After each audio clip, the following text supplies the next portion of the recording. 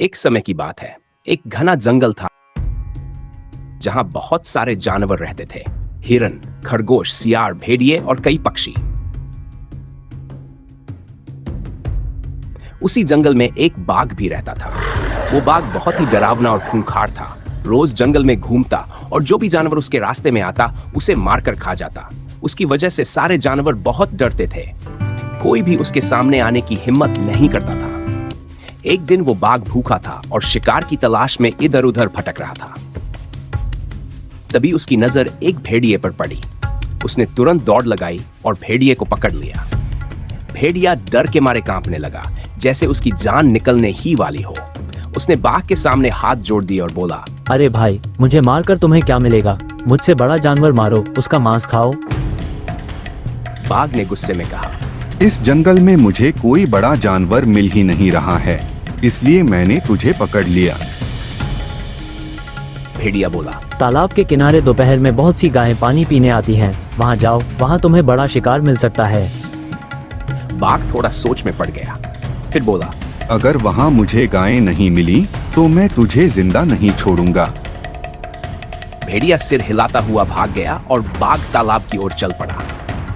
जब बाघ तालाब के पास पहुंचा तो सच में उसने देखा कि वहां कई सारी गायें पानी पी रही थी, लेकिन वो सब झुंड में थी, बहुत बड़ी और ताकतवर दिख रही थी। बाघ समझ गया कि अगर उसने उन पर हमला किया तो वो सब मिलकर उसे ही कुचल देंगी। डर के मारे वो चुपचाप वहां से वापस लौट आया।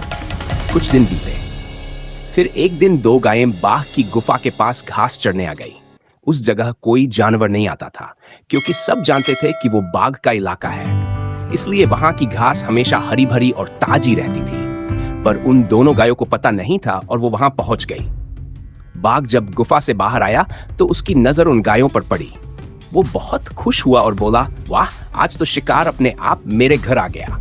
वो धीरे से गायों के पीछे पहुंचा और उन्हें डराकर गुफा की ओर भगा दिया। एक गाय तो किसी तरह भागने में सफल हो गई,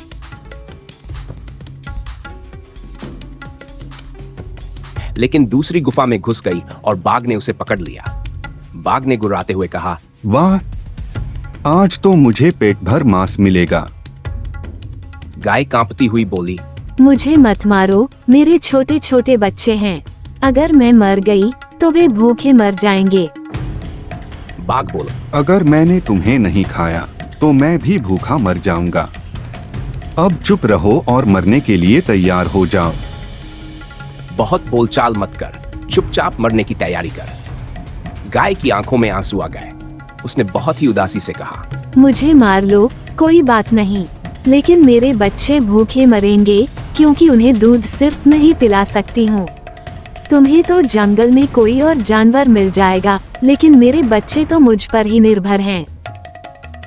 गाय की ये बातें सुनकर बाघ का दिल पसीज गया। पहली बार उसने किसी के लिए सच्चा दर्द महसूस किया। वो चुप हो गया और कुछ पल बाद बोला, माफ करना बहन, तुम जा सकती हो। जाओ और अपने बच्चों को दूध पिला दो। आज मैं भूखा रह जाऊंगा, लेकिन कल कोई और शिकार कर लूंगा। गाय ने आंखों में आंसू लिए बाघ को धन्यवाद कहा और गुफा से बाहर निकलकर अपने बच्चों के पास लौट गई। बाघ उस दिन भूखा ही सो गया, लेकिन उसके मन में संतोष था कि उसने एक मां की ममता को समझा। अगले दिन वह फिर शिकार पर निकल पड़ा, लेकिन उस दिन से उसके दिल में थोड़ी दया भी घर कर गई थी।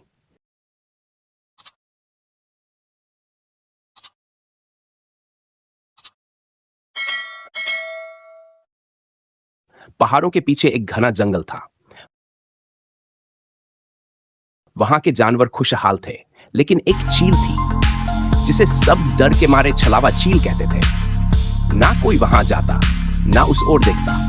कहते हैं, जो भी वहां जाता है वापस आते ही अजीब सा हो जाता है, कभी चुप, कभी कांपता हुआ, जैसे कुछ बहुत डरावना देख लिया हो। एक दिन जंगल की सबसे समझदार हिरनी ने तय किया कि अब और नहीं, ये डर खत्म होना चाहिए। उसके साथ था उसका प्यारा दोस्त, एक बड़ा सा भालू। मजाकिया लेकिन दिल का साफ। सबने उन्हें रोका, खासकर वो पुराना गिद्ध जो हर बात में कांपता था। उसने कहा था, वहां कुछ है जो अंदर तक हिला देता है।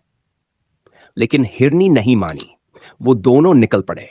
पहाड़ियों से होते हुए वे पहुंचे उस झील के पास, जहां पानी बिल्कुल शांत था, लेकिन उसमें कुछ अजीब था, जैसे वो तुम्हें घूर रहा हो। जैसे ही चांद पूरा हुआ, झील की सतह हिलने लगी। अचानक हिरनी को वो दिखा जो उसने सालों से नहीं देखा था, अपनी खोई हुई मां। वो चौंक गई, उसकी आंखें भर आईं। मां वहीं थी, मुस्कुरा रही थी, आवाज दे रही थी। लेकिन उसे याद आया, मां तो बहुत पहले चली गई थी। तो फिर ये उधर भालू भी कांप रहा था। उसे अपना सबसे बड़ा डर दिखा, वो शेर जिसने उसे बचपन में दौड़ाया था। उसे लगा फिर से सब वैसा ही होगा। दोनों सहम गए। लेकिन फिर हिरनी ने अपनी मां की परछाई की तरफ देखा और कहा, तू मेरी याद है, डर नहीं। और जैसे ही ये कहा, मां की छाया धुंध बनकर उड़ गई। भालू भी शेर की तरफ देखा और बोला, अब मैं वो बच्चा नहीं हूँ, अब मैं समझता हूँ डर को। और उसका डर भी हवा हो गया। उसी पल झील के बीचों बीच एक चमकती चीज उभरी। दोनों कूद कर पहुंचे वहां। वो एक नीला क्रिस्टल था जो डर को असल बना देता था, लेकिन अब उसका कोई असर नहीं था। उन्होंने मिलकर उसे तोड़ दिया। झील फिर से शांत हो गई। सब डर जैसे पानी में डूब गया। और उस दिन से जंगल में कोई झील को छलावा नहीं कहता। अब वो जगह बच्चों के खेलने की जगह बन गई है। और उस हिरनी और भालू की कहानी वो अब हर झूले के नीचे, हर झील की लहर में और हर हंसी में जीती है।